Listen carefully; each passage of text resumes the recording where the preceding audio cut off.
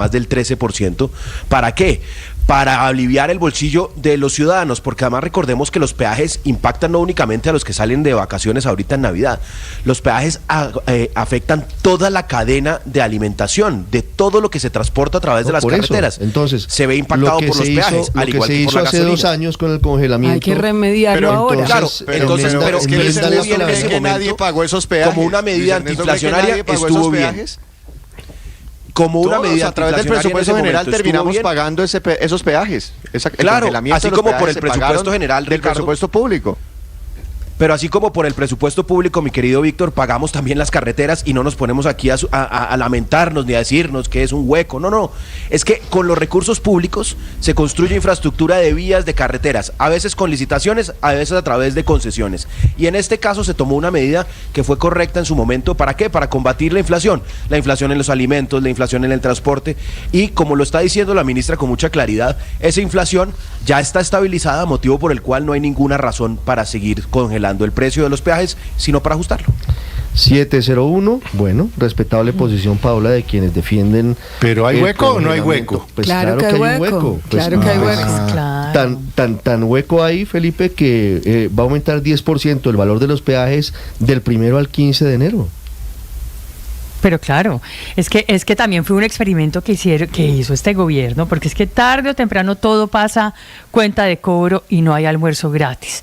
Porque el hueco que usted abre hoy, o lo que trata usted de tapar hoy para que la gente no le duela tanto al bolsillo, a largo plazo terminan cobrándoselo por el otro lado, y ya llegó el momento, mucho más como estamos diciendo, con un presupuesto que está desfinanciado, con una reforma tributaria, ley de financiamiento que se acaba de caer, con nuevas obligaciones, con el costo de la deuda cada vez más alto, ese servicio de la deuda, los intereses que nos cobran por la plata prestada son cada vez más altos, y toca empezar a echar mano a esto. Pero me preocupa, Ricardo, sí, que vuelva esto a convertirse en un motivo de descontento, por lo menos con la gente que tiene que movilizarse mucho por carretera, con los camioneros, con el transporte de carga, que ya vienen también molestos por los aumentos en el precio del diésel, que no estaban muy contentos con ese articulado de la reforma tributaria en donde le ponía un impuesto al carbono que iba también a encarecer mucho más el costo de la ACPM. Ojalá no terminemos mucho menos en esta época y por estos días, fuera de todo, con bloqueos o con paros de este tipo. 702. Ricardo, además, porque aquí, ese aumento, Daniel, hay 2 tipos de construcciones: las obras que se construyen con dinero público, que son las vías públicas, pero hay otras que son las concesiones. Y entonces, si las concesiones se construyen con dinero de privados, ¿qué sentido tiene? El Estado termina teniendo una deuda sí o sí, porque hay unos contratos firmados con esos privados, y al final, hoy, mañana, pasado mañana, va a tener que ponerse al día. Un poco lo que les pasó con el Fondo de Estabilización de Precios de los Combustibles, que tanto criticaron en el gobierno del presidente Petro, del gobierno del expresidente Iván Duque. Daniel. Claro, Ricardo, se tiene que poner al día, pero esos aumentos en los precios de los peajes tarde o temprano terminan reflejándose en la canasta del IPC, en los precios de los alimentos, en los precios de todos los bienes y servicios que se tienen que transportar por carretera. Y eso va a dar al traste con una disminución que viene dándose en la inflación y con el pedido que el gobierno nacional le ha hecho reiteradamente al Banco de la República para que baje más aceleradamente las tasas de interés. Si va a acumular el aumento que tiene que hacer el año entrante, más el aumento que no había hecho antes, un aumento del 10, como usted decía, casi del 10% en los 15 primeros días, eso necesariamente va a tener que llevar al Banco de la República a recalcular las proyecciones de inflación para el año entrante, y seguramente eso va a implicar que las tasas de interés no van a bajar tan rápido, que da al traste con la recuperación económica. Pero adicionalmente, recuerde... 7:04 minutos, María Consuelo, Daniel. La decisión del gobierno, que ya confirma la ministra María Constanza García aquí en Mañanas Blue, de un incremento cercano al 10% en el valor de los peajes, comenzando el año 2025, sobre todo, entre otras cosas, María Consuelo, cuando millones de personas están viajando por las carreteras del país. Pero acuérdese que esto hacía parte como de una batería de herramientas que utilizaba el ministro Guillermo Reyes para congraciarse con los grupos de interés del ministerio. Primero fue este tema de los peajes, que por supuesto hay que pagarlo, porque es que si no la seguridad jurídica de los contratos de concesión está en entredicho. Entonces se puede postergar, pero hay que terminar pagándolo. Y adicionalmente, recuerde, Ricardo, que se condonó de alguna manera o se decidió subsidiar el 50% del SOAT. Eso también fue para los motociclistas y hubo muchas promesas además incumplidas también con los taxistas. Entonces, cada vez que existía una presión de algún grupo de interés, se sacaba una de estas herramientas para congraciarse que terminaban después costando más caro.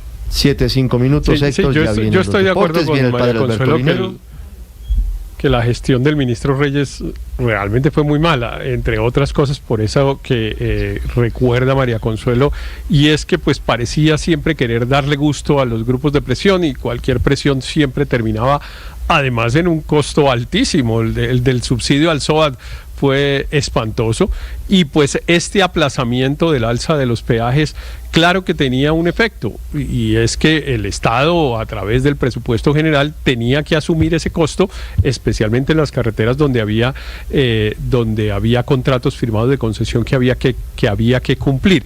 Sin embargo, a mí me parece que esta medida en particular, la de los peajes, con la explicación de la inflación, pues es ese tipo de decisiones públicas que comentarlas después es fácil. Por ejemplo, la del endeudamiento del gobierno del presidente Duque, que tanto critica el presidente Petro. Pues en el momento de la pandemia había que tomar unas decisiones, y una pues era endeudarse, esa era como obvia, y claro que al momento de pagar la deuda pues iba a haber dificultades. Pasó lo mismo con eso que llaman la opción tarifaria de la energía eléctrica. Claro, le dijeron a la gente no pague la energía, o no le van a subir la energía, o lo que fuera, y claro que se abrió un hueco, igual que se abrió un hueco en el fondo de estabilización de los precios de los combustibles, cuando le dijeron a la gente no le vamos a subir la gasolina, pero claro que se la iban a subir después. Entonces, medidas como esta del peaje en el gobierno del presidente Duque se tomaron un montón, y seguramente en todos los gobiernos se toman, y comentarlas después es fácil, pero claro que uno tiene que tomar unas decisiones cuando tiene una inflación del 13%, alguna decisión tiene que tomar. Yo no sé si la del peaje era la correcta o no era la correcta, y que había que pagarla después era obvio, así que pues bueno, nos tocó ahora, nos tocó ya, parece ser el momento, porque la inflación efectivamente ha disminuido, y pues bueno, toca que suba el peaje el 10%, eso no hay nada que hacer, y no hay nada que criticarle al gobierno. No hay nada que hacer, no hay nada que hacer. No hay que criticar al gobierno que lo haga, era lo que debería haber hecho hace 2 años, y estoy de acuerdo en que seguramente era la decisión que debía adoptarse en ese momento, fue la que consideró viable. Sí, claro, o sea, había dos opciones, haberla subido en medio del huracán de la inflación, o haberla dejado para después. Y tiene usted razón en el sentido de que el gobierno debería mirar de la misma manera y no seguir haciendo caballito político. Todos deberíamos mirar de la misma manera. Del gobierno anterior, que hoy, increíblemente, más de 2 años después, sigue encendido ese espejo retrovisor como si el presidente siguiera siendo Iván Duque. 7-8 minutos. Estás escuchando Blue Radio.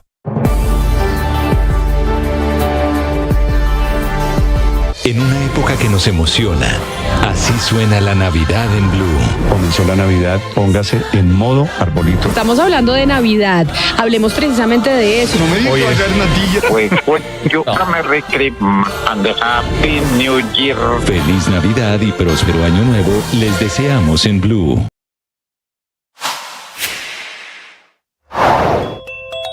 Hoy es el último día de sesiones ordinarias en el Congreso de la República, que está en una carrera contra el reloj para aprobar la reforma política que viene con el derecho al transfugismo, y listas cerradas como prioridad son 2 proyectos que hoy tendrían que ser aprobados en la plenaria del Senado de la República, porque no pueden ser discutidos en sesiones extras, y por eso el gobierno del presidente Gustavo Petro se ha jugado a fondo en las últimas horas intentando repetir lo que ya le surtió éxito en la reforma pensional, en sentido contrario, y es que se aprobó sin mayor discusión en su momento el texto que venía desde el Senado de la República. Aquí sería en sentido contrario. La única manera en la que se salvaría la reforma política del gobierno del presidente Gustavo Petro en el Senado sería que se aprobara el mismo texto que viene de la Cámara sin discusión alguna. Ese escenario parece muy poco probable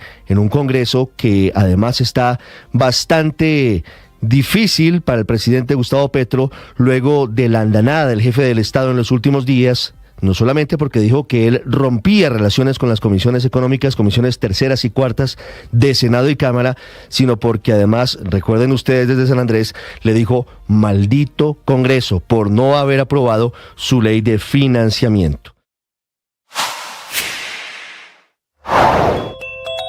Esta semana, el gobierno del presidente Gustavo Petro se juega sus últimas cartas para sacar adelante 2 reformas clave en el Congreso: la política y la de la salud. Con la segunda reforma, la de la salud, el gobierno también libra una carrera contra el tiempo. Las extras serán del 17 al 19 de diciembre, pero aún no han podido consolidar las mayorías para aprobar un proyecto que ya se hundió una vez este año. Y mientras el ministro de Salud, Guillermo Alfonso Jaramillo, dice que sería catastrófico si la reforma fracasa nuevamente, la verdadera catástrofe la viven hoy los pacientes y las EPS que están en cuidados intensivos. Por ahora, amanecerá y veremos si en estos 4 días logran el quórum que no lograron la semana pasada para pasar la reforma a la salud en su segundo debate. Todo esto mientras en la Casa de Nariño ya se habla de un remesón ministerial para antes de fin de año. Ser feliz implica aprender a valorar las cosas desde lo trascendente, desde lo sublime. Nosotros nos hemos quedado con el valor de uso que tienen las cosas. Y sí, hay que usarlas. Pero la verdad es que las cosas transforman el corazón cuando nosotros descubrimos el valor simbólico, cuando nosotros descubrimos lo que aportan en el mundo de lo sublime. Por eso yo creo que el mejor regalo no es algo que pesa. El mejor regalo es el corazón que acepta, la palabra que anima, el abrazo que sana. Ese es el mejor abrazo. Cuando tú haces el esfuerzo de dar tu mejor versión en la relación, tu mejor versión en el trabajo, tu mejor versión en las experiencias de amistad. ¿Para qué dar regalos físicos cuando tu corazón está lejos de los demás? Hoy te invito a dar el mejor regalo, tu propio corazón. Tú sabes. El presidente Gustavo Petro sigue defendiendo al caído embajador en Tailandia, Daniel Mendoza, quien declinó el nombramiento alegando hasta última hora que los trinos y mensajes grotescos relacionados con pedofilia o machismo o violencia contra la mujer eran una creación literaria. La verdad es que esa decisión de declinar el nombramiento tiene como telón de fondo el profundo rechazo, el repudio de todos los sectores de la sociedad, incluido el pacto histórico, incluida la vicepresidenta Francia Márquez, incluida la defensora del pueblo Iris Marín. El presidente Petro, a pesar de que se cayó el nombramiento de su embajador en Tailandia, sigue defendiendo a Daniel Mendoza. Y Mendoza ahora ataca a la vicepresidenta Francia Márquez y a la defensora Iris Marín. Todo un sainete. Mendoza Padre Alberto Linero es periodista y también está en Mañanas Blue. 7 de la mañana, 13 minutos. Las pantallas han invadido todos los espacios de la vida diaria. Casi nada se puede hacer sin ellas. Algunos culpan las pantallas de los problemas que tienen en sus relaciones: desatención, aislamiento, diferencia. Tanto que leí un estudio en el que el Centro Reina Sofía de FAD Juventud en España descubrió que el 50% de las familias tienen conflictos por usar el celular. De lo que he escuchado y visto en mi acompañamiento espiritual a algunas personas, tengo que decir 3 cosas. La primera, el celular no destruye familias. La falta de acuerdos sobre cómo estar presente sí lo hace. El problema no es el aparato, sino nuestra incapacidad para establecer límites que preserven los momentos de conexión humana. Decimos que queremos estar conectados, pero olvidamos que la conexión más importante no es a una red, sino al corazón de la otra persona. ¿Cuánto tiempo dedicamos a mirarnos de verdad, a escucharnos sin interrupciones? El celular no debería ser una excusa para evadir nuestras relaciones, sino una herramienta que usamos a plena conciencia. Lo segundo, el celular revela, no crea los vacíos de la relación. No es que el teléfono traiga problemas, sino que evidencia lo que ya está roto. Un interés perdido, una distancia emocional o falta de prioridades compartidas. Si tu pareja prefiere la pantalla a una conversación contigo, el celular solo es un síntoma de algo más profundo. ¿Estamos listos para admitir que no son los dispositivos y nuestra falta de compromiso para nutrir las relaciones lo que nos aleja? Y lo tercero, el celular no tiene culpa, pero sí tiene memoria. Lo que buscas, lo que compartes y lo que te atrapa en el celular dice más de ti que 1000 palabras. Tus hábitos digitales son un reflejo de tus prioridades. Si una familia tiene conflicto por el uso del celular, ¿qué memoria estamos creando con nuestros hijos y con nuestras parejas? ¿Será que recordar más nuestras caras iluminadas por la pantalla que nuestras conversaciones profundas? No le demos al celular más poder del que tiene. Es hora de que seamos nosotros los que decidamos qué y a quiénes mirar con mayor intención. Más que culpar la tecnología o en especial el celular, se tendrían que revisar las relaciones mismas y las formas como las estamos viviendo. Porque ten claro, la enfermedad normalmente no está en las sábanas. Estás escuchando Blue Radio.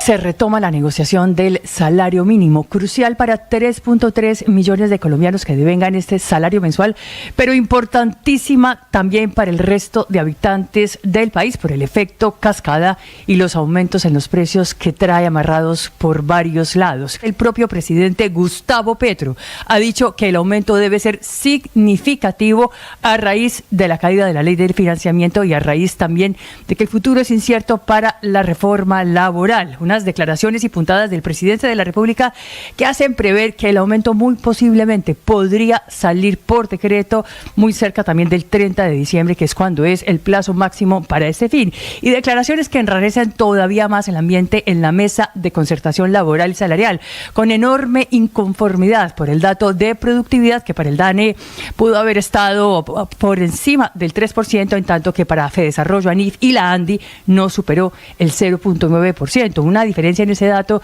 que normalmente se usa con el dato de inflación para calcular el aumento del salario mínimo. No obstante, en esta ocasión está sobre la mesa la posibilidad de calcularlo con base en la inflación del año pasado, que es mucho más preciso, pero la verdad, mucho menos adecuado.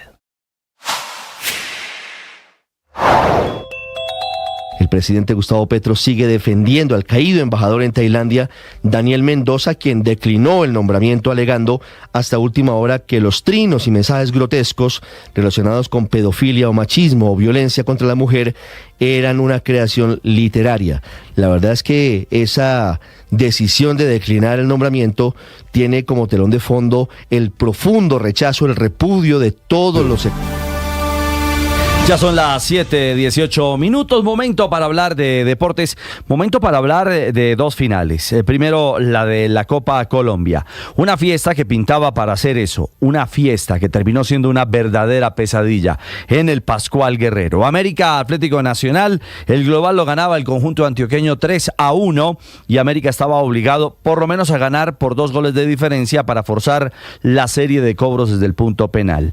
Eso no se dio. Un partido que comenzó caliente, una amarilla a Edwin Cardona, algunos reclamaron roja por la zona de contacto sobre el jugador Mina y la intensidad misma de la acción. Lo cierto es que Ortiz amonestó con amarilla y luego vino otra jugada capital, una mano de Rivera del América, era penalazo ante un cabezazo de Morelos. El VAR, que sigue siendo una vergüenza en muchos casos en el fútbol colombiano, volvió a omitir la decisión o determinación de un penal en favor de Atlético Nacional. Luego el partido entró en la escena de un América al ataque, la posesión del balón era para la Mechita y empezaron a aparecer los líderes, los jugadores que marcan diferencia en estas instancias, especialmente David Ospina, con su seguridad, con su liderazgo en el arco del conjunto verdolaga. Y en el desarrollo del juego, puro sacrificio colectivo. Un Nacional que supo defenderse, que mantuvo el 0 en su arco y que al final estaba encaminado para celebrar una nueva corona. El tema es que los desmanes, producto de los delincuentes que se atrincheraron en la tribuna de Barón Rojo, la tribuna popular del conjunto americano, con tatucos, puñales, ataques a la policía, incluso tomando parte de la pista atlética,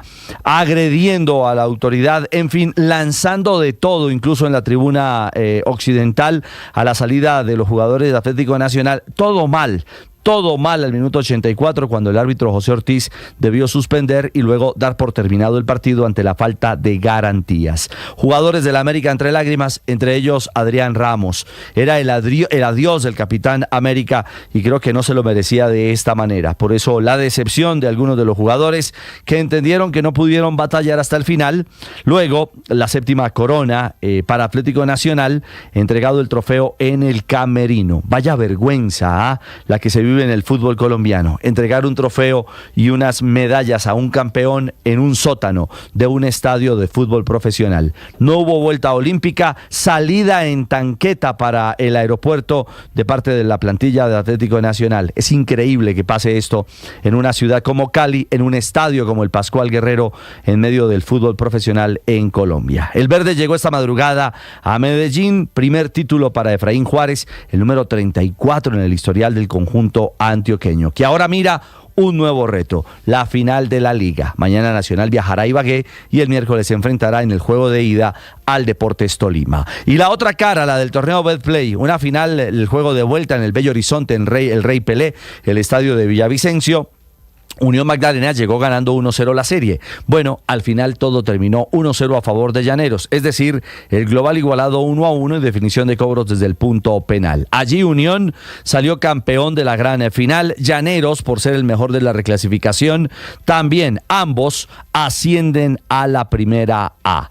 Inmediatamente tsunami, avalancha de críticas, que hubo amaño, que hubo arreglo. Bueno, nadie tiene pruebas, pero aparentemente nadie tiene dudas de lo que aconteció en la cancha. Sí, todo huele mal, pero ojo, lo que más dificultad ha generado en el proceso de ese campeonato es el mal diseño, las malas decisiones directivas, el irregular manejo de la DIMAYOR y unas reglas poco claras, que ojo, tiene antecedentes. Real Cartagena en algún momento hace unos años eliminó al Unión también en un partido con muchas sospechas. En el 2021 Unión bajo sospecha derrotó a Llaneros y dejó afuera Fortaleza. Es decir, producto de un mal torneo diseñado para el ascenso en Colombia, vuelve y juega ante estos antecedentes con algo claro. Real Cartagena no había ganado nada y en lo deportivo parecía que no realmente mereciera algo. Lo cierto es que Llaneros vuelve a la A o llega a la A como su equipo 41 en la historia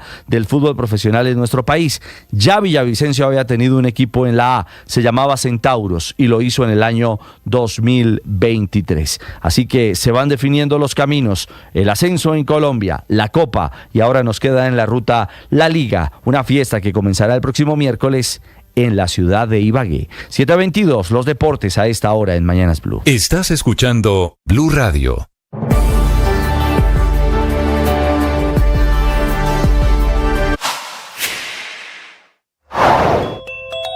En ISA, la filial de Ecopetrol, las cosas no solo están difíciles, sino que cada detalle que se descubre de la elección de Jorge Carrillo como presidente es más difícil de entender que las dudas anteriores. En medio de las tensiones de la suspensión en la Cámara de Comercio de Medellín al registro de Jorge Andrés Carrillo como representante legal, esta semana va a ser clave porque fue citada para el próximo viernes una junta directiva a la que todos van a llegar con la tensión arriba después de que se filtraran las actas de la junta en la que se eligió a Carrillo, que demuestran de alguna manera la mano de Ricardo Roa, presidente de Ecopetrol, en esa elección, la de un presidente sin representación legal y lleno de cuestionamientos. Este fin de semana, el portal Valor Analítica publicó las actas de cómo la junta directiva de ISA eligió a Carrillo. Son las actas de la junta del pasado 14 y 15 de agosto, buscándole reemplazo a Juan Emilio Posada. Una junta marcada por la pelea, las constancias, las advertencias y las divisiones entre los integrantes de una junta. Por un lado, los que representan al gobierno y por el otro, los que no. De un lado estaban Ricardo Roa, presidente de Ecopetrol, y los 4 miembros postulados precisamente por la petrolera. De otro lado eran los 3 representantes de los fondos privados de pensiones y el representante de EPM. Por eso la votación quedó 5-4 a favor de Carrillo, que tenía la bendición del gobierno.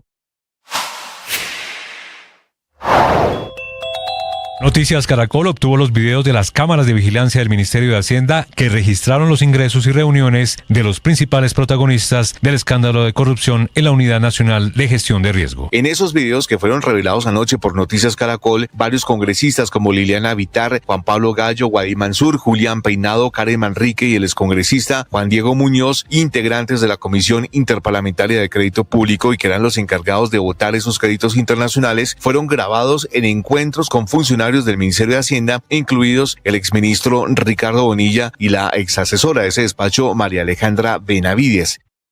Para ser feliz hay que entender que no todo tiene la misma importancia, que no todo es fundamental, que no todo es urgente. Necesitas aprender a discernir realmente qué es lo fundamental, qué es lo que tienes que hacer ya. El archipiélago francés de Mayotte es el escenario de una tragedia de incalculables proporciones. A esta hora intentan buscar sobrevivientes, pero se teme que la cifra sea de miles de muertos luego del paso del ciclón tropical Chido en las últimas horas. Enrique Rodríguez. ¿Qué tal? Buenos días, Ricardo. Sí, Mayotte es el archipiélago que ahora mismo concentra todos los esfuerzos de rescate de la administración francesa. Están llegando equipos desde el archipiélago de la Reunión, que se encuentran a unos 1.428 kilómetros. Recordemos que este archipiélago, Mayotte, se encuentra en el norte de Madagascar. Es un sitio relativamente aislado de la Francia continental, pero sobre todo es un sitio enormemente pobre. El 80% de la población vive bajo el umbral de la pobreza y su población ha aumentado casi un 50% en el último decenio. El ciclón que ha arrasado la isla en las últimas horas ha dejado vientos sostenidos de 220 kilómetros por hora. El canal de televisión BFM, desde un helicóptero de la Gendarmería, contaba la destrucción en la que se ha visto sumida gran mayoría de la isla. Mais à quelques kilomètres, sur l'île principale de Grande Terre, les gendarmes découvrent un océan de tôles et de débris. Contando cómo la mayoría de las casas en esa zona de la isla se habían quedado reducidas a restos, habían sido arrasadas como consecuencia de los fuertes vientos, pero también por la caída de árboles y elementos. En este momento se dirigen hasta allí tropas del ejército francés, pero también servicios de rescate, como decía, desde la isla de Reunión, pero también desde la Francia continental. No es un viaje corto, son 7.400 kilómetros o al menos 7.400 kilómetros los que tendrán que hacer los servicios de rescate para llevar a esta isla que tiene unos 310.000 habitantes. Buena parte de ellos son inmigrantes irregulares que han venido de Comores y de Madagascar, los territorios más cercanos, y que son, paradójicamente, los territorios más pobres o algunos de los territorios más pobres de todo el continente africano. Ricardo.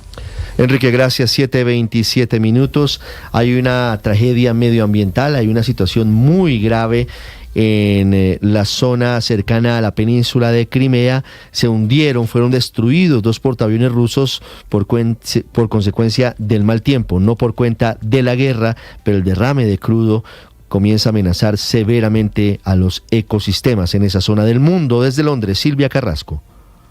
Sí, Ricardo, lo que ha ocurrido, la verdad es que es un poco increíble. Uno de los portaaviones rusos se partió, o sea, perdió la proa durante esa fuerte tormenta que hubo en el Mar Negro, derramando parte de su carga, que son 4.300 toneladas de petróleo, y en lo que podría ser, como decías tú, uno de los mayores desastres medioambientales en esa región en varios años. Se trata del petrolero Volgodonsk 212, que se desintegró a unos 8 kilómetros de la costa y su proa se hundió debido a ese mal tiempo que había ahí en el estrecho de Kerch. Recordemos que ese es el estrecho que separa la costa oriental de la península de Crimea, que fue anexada por Rusia, de Rusia continental.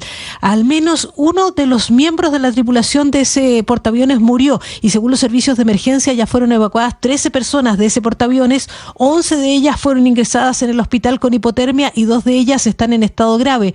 Pero eso no es todo. Otro portaaviones con una carga similar de petróleo crucero, el Volgodonsk 239, encalló poco después de sufrir los daños y quedó atrapado en aguas poco profundas a 80 metros de la costa cerca del puerto de Tamán. El presidente ruso Vladimir Putin ordenó al gabinete crear un grupo de trabajo para rescatar a las tripulaciones de los barcos y abordar las consecuencias del derrame. En ambos casos se presume que los portaaviones fueron víctimas del mal tiempo, pero también se estudia si hubo errores humanos. Ambos buques se construyeron en la década de los 80. El estrecho de Kerch, recordemos que ahí Rusia construyó un puente que ha sido atacado varias veces por Ucrania, y ese estrecho es una importante vía para las exportaciones agrícolas y energéticas de Rusia, incluido el grano vendido desde territorio ucraniano ocupado después de que Rusia lanzó esa invasión a gran escala de Ucrania en febrero de 2022. Y lo que pasa es que Kiev ha acusado a Moscú de violar el derecho internacional al reclamar derechos exclusivos sobre ese estrecho desde que Rusia anexó Crimea en 2014. Y es ese estrecho el que ahora está en riesgo de catástrofe medioambiental, Ricardo. Silvia, gracias. 7:29 minutos. Una serie de misteriosos drones han sido avistados en los últimos días en el cielo de las principales ciudades de Estados Unidos, en particular sobre Nueva York, sobre New Jersey, y a pesar de que el gobierno del presidente Joe Biden dicen que no son una amenaza, desde el Congreso y la administración del entrante presidente Donald Trump está pidiendo que sean derribados. Son drones que están siendo avistados sobre 6 estados de la Unión Americana. Juan Camilo Merlano. Ricardo, buenos días. Los drones misteriosos, eso es lo que ha venido siendo reportado primero por habitantes del estado de Nueva Jersey durante semanas, pero en los últimos días en otros 5 estados de la costa este. Salen en la noche a los patios de sus casas. La gente mira al cielo y no propiamente encuentran estrellas, sino puntos brillantes que se mueven de un lado a otro. Algunos parecen disparando ráfagas, otros desplazándose rápidamente, e incluso algunos parecen estar rociando líquido o algo extraño sobre el cielo, como por ejemplo este que alcanzó a grabar un habitante de un pueblo en Nueva Jersey. Escuchemos. Look at this motherfucker. Look at him spraying. Look at that. Look at that. He is spraying the sky again. Miren a este malnacido, decía ahí la persona que está grabando. Está rociando algo sobre nosotros, añadía mientras se veía algo extraño que parecía dejar a su paso el dron. Han sido múltiples y también, por supuesto, ha habido teorías de la conspiración en redes sociales. Gente asegura que los drones están rociando líquido tóxico. Hay otros que dicen que son drones iraníes o de una amenaza externa o incluso posiblemente extraterrestres. Y ha habido políticos, congresistas fundamentalmente, que ya hablan de una amenaza a la seguridad nacional y que hay que derribar los drones a punta de disparos. Eso sugiere, de hecho, el presidente electo Donald Trump. Otros piden declarar el estado de emergencia, particularmente en Nueva Jersey, para acabar con los drones. Ha sido tal el revuelo que la Casa Blanca se pronunció para decir que todo estaba bien, que no había por qué perder la calma, que todo apunta a que estas son aeronaves o artefactos creados por civiles y que los están volando de manera legal. No obstante, aún no hay claridad a quiénes pertenecen los drones. Por eso es que están pidiendo sectores políticos mayores respuestas por parte del gobierno federal y las autoridades. Ricardo. Estás escuchando Blue Radio.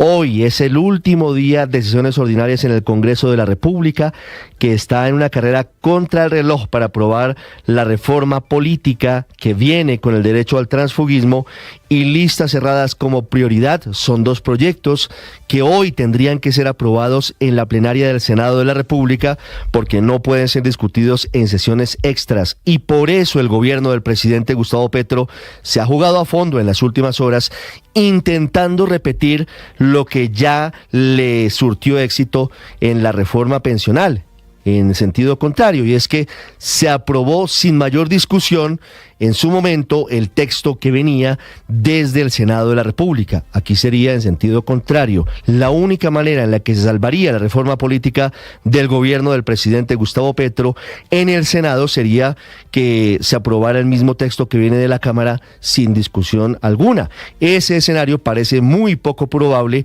en un Congreso que además está bastante difícil para el presidente Gustavo Petro luego de la andanada del jefe del Estado en los últimos días, no solamente porque dijo que él rompía relaciones con las comisiones económicas, comisiones terceras y cuartas de Senado y Cámara. Ricardo, tiene que venir una sanción muy dura para el América de Cali, para el Pascual Guerrero, después de lo que vimos anoche. Pero durísima, durísima. Yo creo que tiene que ser ejemplarizante, con estadio no habilitado, con tribunas, con castigo económico.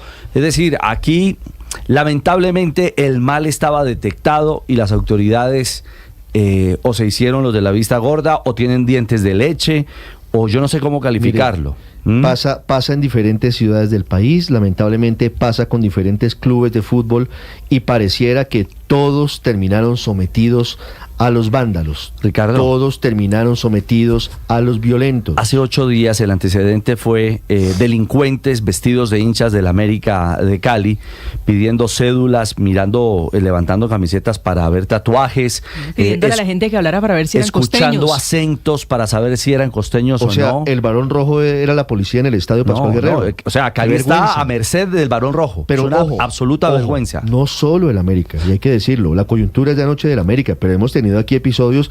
Recuerde lo que pasó en el Atanasio Girardot con Nacional Junior. Sí, pero el último episodio vuelve y toca una campana en otra ciudad. Ahora es Cali el epicentro de los delincuentes que se meten a los estadios de fútbol. Exactamente, lo que quiero decir es, claro, la coyuntura es esta y tendrá que ser sancionado. Ojalá sea sancionado severamente el Pascual Guerrero porque se lo merece. Además es una vergüenza, las autoridades lo sabían, luego se sientan y se montan y les meten los dedos en la boca. En el fútbol colombiano, los directivos le agachan la cabeza a los cabecillas de esas barras bravas.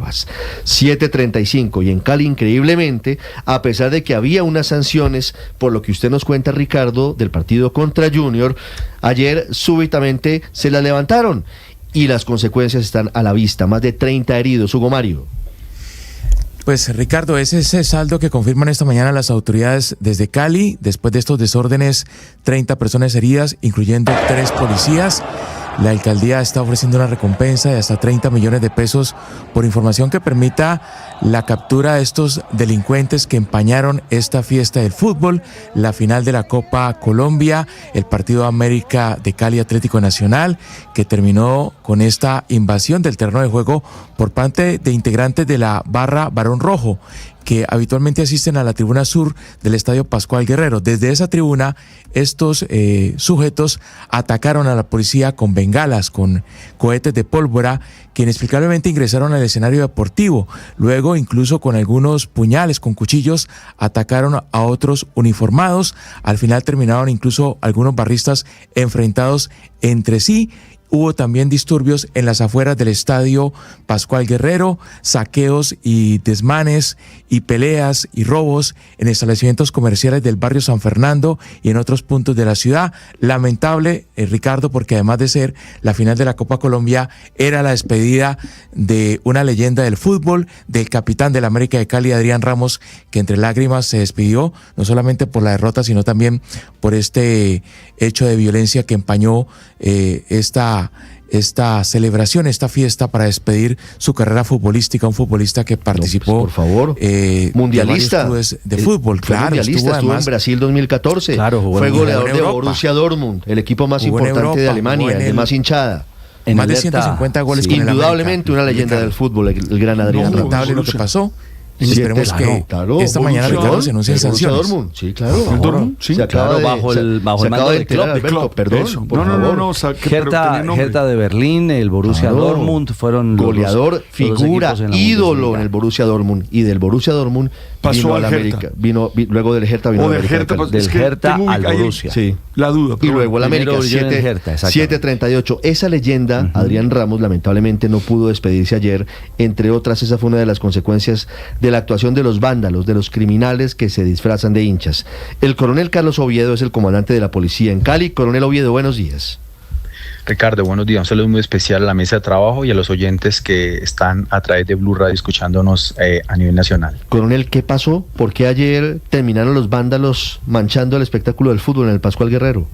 Bueno, Ricardo, primero que todo nosotros lamentamos estos hechos, reprochamos como Policía Metropolitana de Cali esta actuación de estos hinchas de la barra Barón Rojo del América de Cali, que aproximadamente en el minuto 85 del partido intentaron ingresar de manera violenta hacia la gramilla del estadio, posiblemente para agredir a los jugadores. Nosotros con el dispositivo policial, a través de la unidad de mantenimiento del diálogo y el orden, se realizó una intervención donde obviamente se presentó una confrontación con estos hinchas, lo cual se pudo contener el ingreso masivo a la gramilla del estadio. Posterior, en la parte externa, en el barrio donde se encuentra el estadio, pues también se presentaron unos desmanes que posterior fueron controlados, y ya hacia tarde horas de la noche ya volvió la calma en el entorno del Estadio Pascual Guerrero.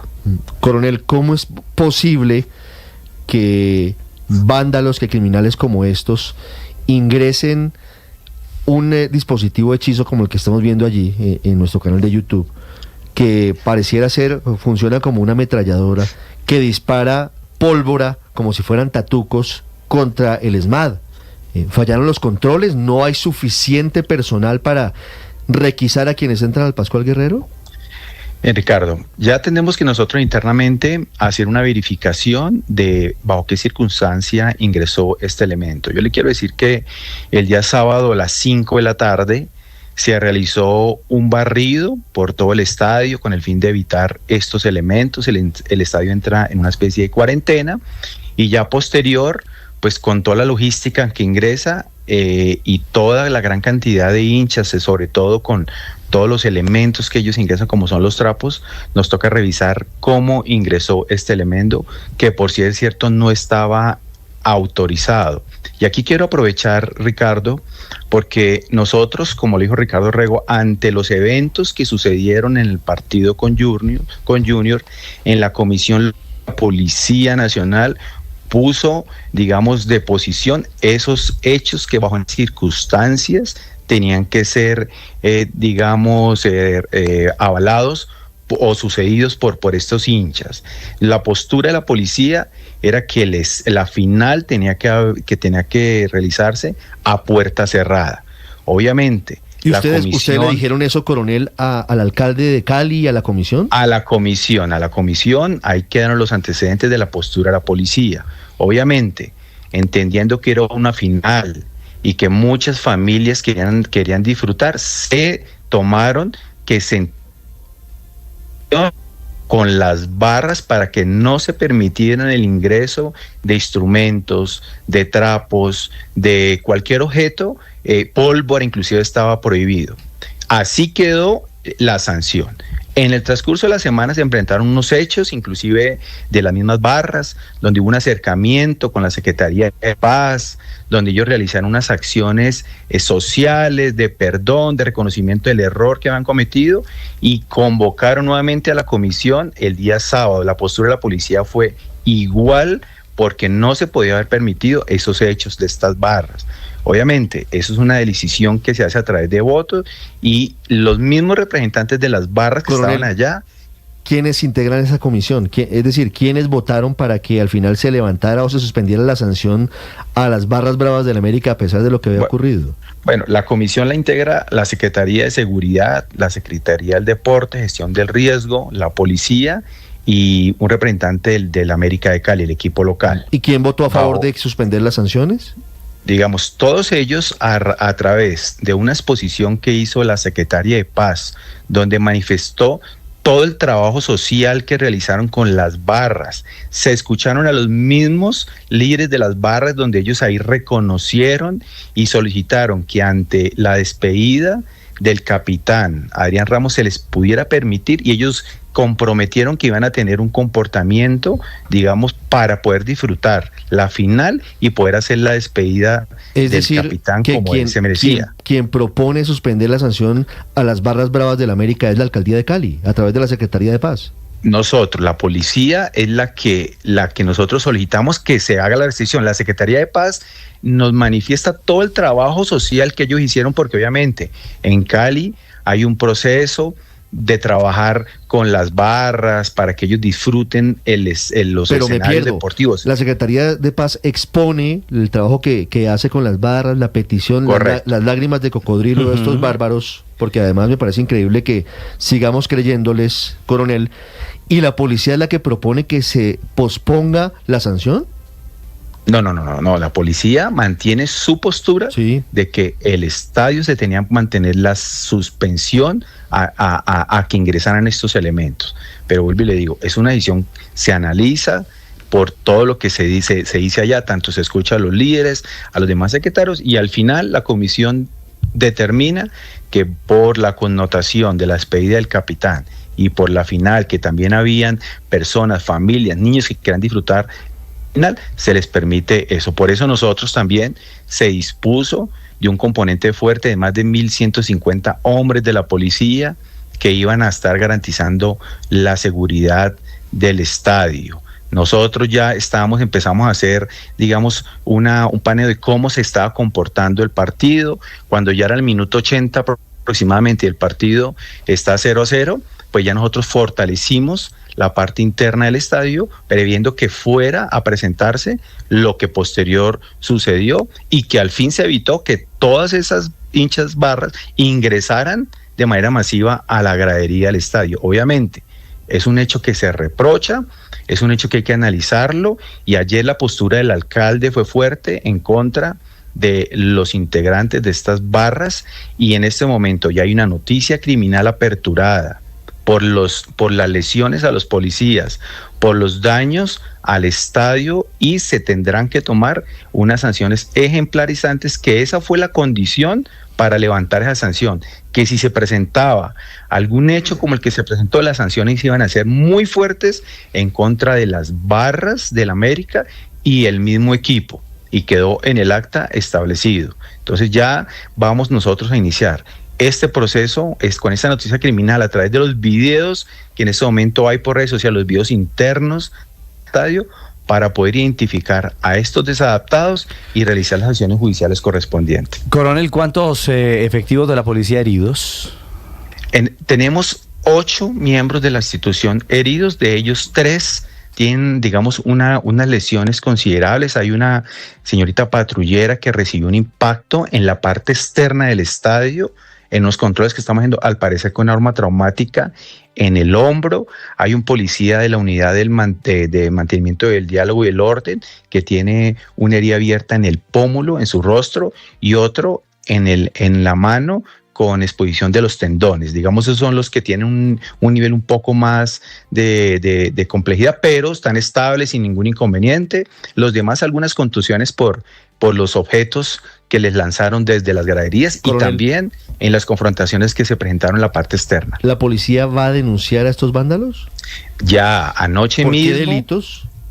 Anoche mismo por ataque a servidor público, por afectaciones a bienes de la institución, los vehículos, y por daños también al estadio. Ese inicialmente, ya se aperturó la investigación, y ya con todas estas imágenes ya vamos a realizar la identificación de estas personas. Coronel, ¿hay alguno de estos vándalos judicializados? ¿Se pudo detener alguno? No, anoche, digamos, no se presentó ninguna captura por todo lo que se presentó. Nosotros estábamos haciendo una contención, evitando que todos esos hinchas ingresaran y se pudiera haber una afectación a los mismos jugadores.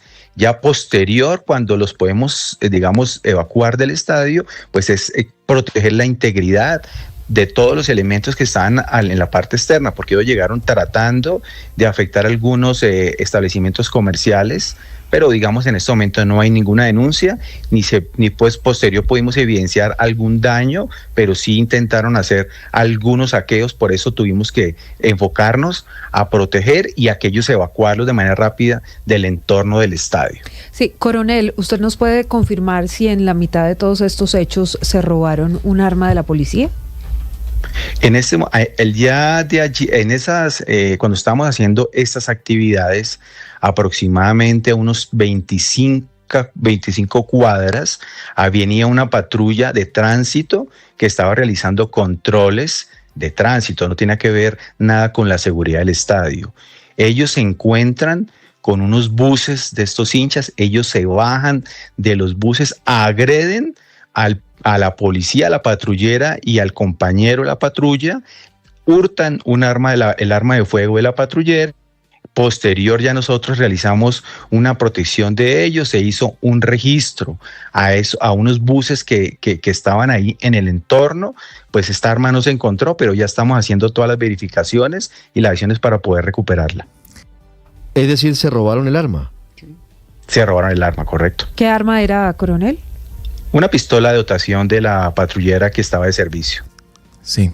Desde anoche, coronel Oviedo, estamos hablando con algunas personas que asistieron al partido América Nacional y lo que denuncian realmente es aterrador. Dicen que estos integrantes de la barra Barón Rojo actúan con cierta autoridad dentro y fuera del estadio, que hacen controles, que hacen requisas, incluso ingresan en un camión los llamados trapos, las banderas, los bombos, los instrumentos de animación hasta la tribuna sur sin permitir que la policía los requise. ¿Por qué sucede eso, coronel? No, todos los elementos, pero nosotros hacemos unas reuniones coordinadas con los líderes de las barras. Todos esos elementos tienen que pasar un filtro que está verificado por la policía. Obviamente aquí es donde yo manifiesto que hay que hacer una revisión interna de cómo se hace por la cantidad de elementos que ingresan, cómo se hacen esos filtros que de una u otra manera se puede vulnerar, digamos, con esos elementos que fueron encontrados. De acuerdo a ese análisis, ya se tendrán que tomar unas medidas para hacer más estrictos estos controles, pero todo es concertado y sí se hace una verificación por parte de la policía. Sí, coronel, ¿y por qué todo tiene que ser concertado? ¿Por qué no puede la policía ejercer la autoridad? No, bueno, concertado no, o sea, se coordina con que le ellos. Da la Constitución a sus hombres. Ricardo, se coordina con ellos. Cuando yo hablo concertado es a qué horas ingresan los elementos, por dónde ingresan, por dónde tienen que ingresar, cuál es la hora para que nos permitan hacer esa verificación y todo sea coordinado y que no llegue de pronto a la hora que ellos consideren y por el punto que ellos de pronto les parezca. Cuando yo lo coordinado es que damos unas instrucciones para que ellos tengan claro cuál es el procedimiento que se va a realizar. Claro. Coronel, ¿por qué no se permitió la premiación al Atlético Nacional en el Pascual Guerrero? ¿Qué fue lo que pasó? Si ya se había evacuado el Pascual Guerrero, ¿por qué no se permitió que se entregara el trofeo en la gramilla y las medallas a los jugadores? Correcto, en la parte externa del estadio se estaban presentando unas confrontaciones con estas barras del América. Esas confrontaciones, como le dije anteriormente, presuntamente se podían presentar saqueos. Hay unas imágenes donde están afectando unos vehículos y nosotros estamos haciendo una actuación de contención para evitar que pasara a mayores. Yo tuve una reunión con el presidente de la DIMAYOR, con los representantes de los equipos, y ese fue el parte que yo les informé, que si bien es cierto, el estadio ya se encontraba prácticamente desocupado, habían todas situaciones de orden público en el entorno del estadio y que pues ya era una decisión de la DIMAYOR lo que fueran a realizar después, si había o no había premiación. Ya ellos toman la decisión, por esa misma seguridad y por lo que estaba pasando, nosotros tomamos la decisión de ingresar unas tanquetas de personal para proteger la integridad en el desplazamiento de los jugadores desde el estadio hasta el aeropuerto Alfonso Bonilla. Claro, pero coronel, ¿la decisión de no hacer la premiación al final es de la DIMAYOR? Obviamente, la decisión es de la DIMAYOR. Nosotros simplemente entregamos el reporte de cómo estaba la situación. ¿Pero ustedes recomendaron no hacer la premiación? Yo simplemente doy el reporte de qué es lo que estaba pasando, de que las barras bravas del América todavía se encontraban en una confrontación con nosotros en la parte externa y que eventualmente bajo esta premiación se podían que ellos regresaran para tratar de evitar que esa premiación se realizara, pero que nosotros, yo le dije al presidente de la Nación, nosotros tenemos todas las capacidades y obviamente nuestra misión proteger la integridad de los jugadores para poderlos llevar sanos hasta el aeropuerto para que iniciar su desplazamiento hacia Medellín. Yo ahí me pierdo, coronel. ¿la policía no tenía controlado el estadio? Porque si usted dice que había riesgo de que los vándalos regresaran al Pascual Guerrero, ¿quiere decir que ustedes dudaban de las capacidades de la policía y podrían No haber regresado? dudamos, Ricardo, no dudamos, pero son esas, digamos, esos niveles de riesgo que uno tiene que evaluar por lo que estaba pasando en el estadio. Había un grupo interna todavía del estadio en la parte externa y tenemos un grupo de choque que es la unidad del mantenimiento del diálogo del orden con confrontación con los hinchas del América. Ese era el panorama que estábamos viviendo. Dentro de ese análisis, pues no se podía descartar que esos hinchas pudieran buscar la forma de retornar, pero la policía, por ello, está garantizando la seguridad, pero es un riesgo que se puede presentar. Coronel, ¿cuántos hombres de la policía estaban ayer en el operativo de seguridad del Pascual Guerrero? 1.150 hombres estaban dispuestos para garantizar la seguridad en el estadio, tanto el servicio militar como el principal. 1.150 hombres. ¿Cuántos de ellos estaban adentro del estadio? Bueno, Ricardo, digamos ya hay 3 anillos de seguridad que están establecidos para garantizar la seguridad en la parte interna y en los anillos de ingreso. Cuando ya el personal ingresa al estadio, ya no hay, se cierran las puertas, ese personal que está en la parte externa, un porcentaje de ellos los traemos para que nos ayuden a fortalecer en la parte interna del estadio, como fue lo que ocurrió cuando aproximadamente en el minuto 75-80 fortalecimos la parte interna y también se ingresó la unidad del mantenimiento del orden y el diálogo. No es la primera vez, coronel, que esta barra, Barón Rojo, protagoniza este tipo de hechos violentos. Es tal vez una de las barras de equipo de fútbol más grande del país. En el pasado se ha comentado incluso que ha sido permeada por bandas delincuenciales dedicadas al microtráfico y a otras actividades criminales. ¿Usted tiene esa misma información? Mire, nosotros venimos haciendo un trabajo con las barras bravas, no solamente del América, sino el Deportivo Cali. Es un plan especial, un programa especial que tenemos de la Policía Metropolitana de Cali, precisamente para hacer un acompañamiento, para que buscar actividades sociales de ellos, los acompañamos en partidos de fútbol, en actividades, para evitar que estos hechos se presenten y para que ellos entiendan que tienen que llegar a disfrutar de estos escenarios, estos eventos deportivos en armonía. Pues desafortunadamente hay algunos de ellos que por circunstancias que habrá que entrar a mirar por qué tiene este comportamiento, pero aquí el mensaje es muy claro. Nosotros estamos en toda la disposición para trabajar con ellos, para buscar alternativas, para buscarles también, digamos, algunas actividades sociales que les permita a ellos también modificar ese mal comportamiento. Y lo que sí es claro es que ante estos eventos se tendrán que tomar unas acciones contundentes, porque bajo ninguna circunstancia se puede permitir que sigan presentando estos lamentables hechos al interior del estadio. Ay, coronel, llegan con cara de perro regañado, con lágrimas de cocodrilo y los convencen a todos. Miren esos buenos muchachos, van a despedir a su ídolo, dejémosles entrar pólvora, mire que ellos van a estar tranquilos. ¿Cuántas veces han engañado a toda la sociedad? Siguen siendo lo que son, unos criminales, unos vándalos. Luego veremos los orígenes y las causas de esos comportamientos, pero lo que hacen es vandalismo y son delitos. Y no hay ninguna excusa. Así vayan otra vez con cara de yo no fui, con cara de arrepentimiento. Coronel Oviedo, muchas gracias. Ricardo, muchas gracias a usted, muy amable. 7:57 minutos.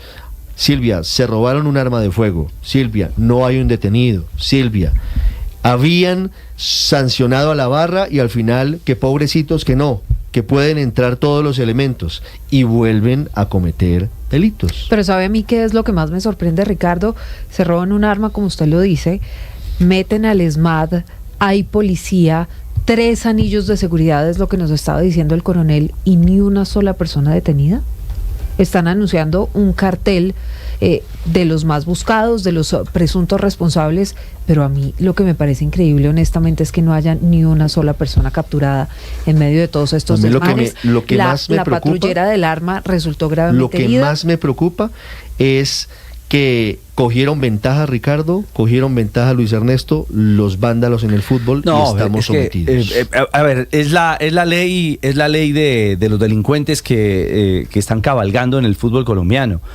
Le repito, lo decía el coronel, hace 8 días no había por qué abrirle la puerta a estos delincuentes y que fueran al estadio. Yo quiero ver que la Secretaría de Paz de Cali, que fue tan elocuente a la hora de buscar un acuerdo, sea igual de efectiva y elocuente ahora tratando de capturar o de señalar a través de los líderes de estas barras, porque saben quiénes son, porque claramente se conocen, porque hacen parte integral como delincuentes vestidos de aficionados. Pero que esa misma secretaría venga y haga la misma labor de capturar y entregar a quienes agredieron a la policía, a quienes espantaron a los hinchas de las tribunas. Por Dios santo, niños, niñas saliendo gritando y llorando en medio del pánico, producto de la guerra que se vive en una tribuna. ¿Usted cómo va a ver como lanzando proyectiles, como si fuera la guerra aquí en Cali, ahí en un estadio de fútbol? Pero no hay justificación alguna para eso que acaba de describir Ricardo, estamos de acuerdo. Quienes vamos al estadio con nuestros hijos, pues nos podemos imaginar lo traumático y desastroso que es una situación de esa naturaleza, pero lo que no podemos, Ricardo, es entonces echar por la borda los esfuerzos que hagan o la Secretaría de Paz o las Secretarías de Gobierno o los entes que buscan que haya convivencia en el fútbol con las barras. Es que pero esta vez es cierto. Pero claro, pero lo que no puede ser es que entonces digamos, ahora las barras todas son delincuentes. No, claro que hay delincuentes que se ponen una camiseta, pero esos no son barras, ni hay barrismo social. Son delincuentes que van al estadio como van también al Transmilenio y roban y hacen delincuencia. Y lo que no podemos es estigmatizar a las barras de fútbol, que también son vehículos de transformación social. Lo hemos visto en distintas ciudades, cómo trabajan también en sus barrios, cómo reconstruyen, cuando hay políticas que están encaminadas a eso. Entonces, estoy de acuerdo con Ricardo, hay que condenar esto severamente, capturar a los responsables, pero tampoco caer en el pecado de estigmatizar. Pero cohabitan con ellos, Luis Ernesto, cohabitan con ellos. Son cómplices. En muchos casos son líderes, en muchos casos son los que manejan los negocios, el microtráfico, son los que montan las bandas de desarrollo y protección, y los que montan esos circuitos de buscar si son o no costeños o no costeños, si tienen o no tienen. Una barbaridad. O sea, cohabitan con ellos. Yo creo que ese tema me impresiona que no haya nadie judicializado. Es decir, con todo respeto, me llama la atención que no se haya logrado detener a nadie. Usted analice cuando usted le mete a una ciudad para un espectáculo. Lamentable la posición pasiva de nuestra policía en una situación de estas. Es que, mire, ahí estamos viendo las imágenes, estamos viendo a los agentes del ESMAD, pero no vemos ninguna otra actuación. No, este es el estado de anarquía, Ricardo, pero cuando usted tiene una ciudad que le tiene que meter 1,150 policías para un espectáculo de fútbol, usted dice que hay un problema de fondo y es un problema social y un problema del que no hay lecciones aprendidas, porque es que en el partido, bien lo dice Ricardo, contra Junior, el espectáculo fue más o menos parecido, Ricardo, y ya estaba cantado lo que iba a pasar el fin de semana en la final. La situación reciente es en Cali, pero hace unas semanas estábamos hablando de algo similar en la Atanasio Girardot de Medellín, y lamentablemente hay unos